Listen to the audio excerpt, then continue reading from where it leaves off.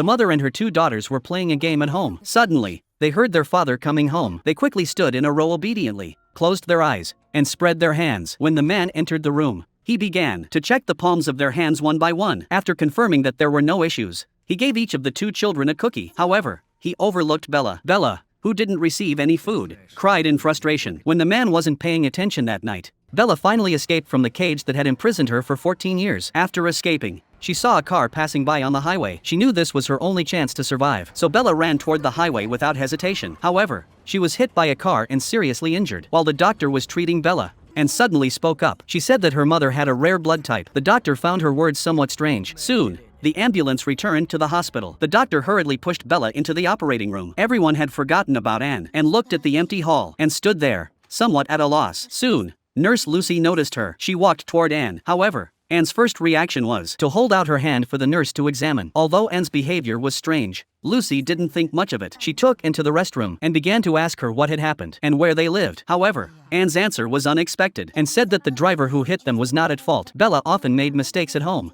breaking the rules and receiving punishment. She also said that Bella often fell into the toilet, so she often accompanied her mother to the bathroom. Anne's words made Lucy think that Bella was an alcoholic, but Anne said that her mother never drank alcohol. At first, Lucy thought that Anne was just a little abnormal. However, Anne's next words changed her perspective and said that Bella wanted to cause an accident to kill her father. Upon hearing this, Lucy felt that something was amiss. She immediately contacted the police. At that moment, another police officer saw the details of the accident on the computer. He immediately called his friend. To his surprise, the man who answered the phone was Bella's biological father. The father was shocked to hear that his daughter was in the hospital. Was utterly shocked. Their daughter had been missing for 14 years. The woman couldn't believe her child had returned. At that moment, the female police officer also arrived at the hospital. The doctor then told the police something strange. During the blood test earlier, she had discovered that Bella's blood type was not a rare type at all. Therefore, the doctor couldn't understand which of the two was lying. What was their purpose in doing so? Meanwhile, the police officer left at the accident scene made a discovery. She noticed a light flickering in the distance. Seeing this, she hurried toward the light. However, due to her haste, she accidentally fell to the ground and lost track of her target. Meanwhile, the boy still inside the secret room was wiping the floor. Beside him lay a man in an eerie manner.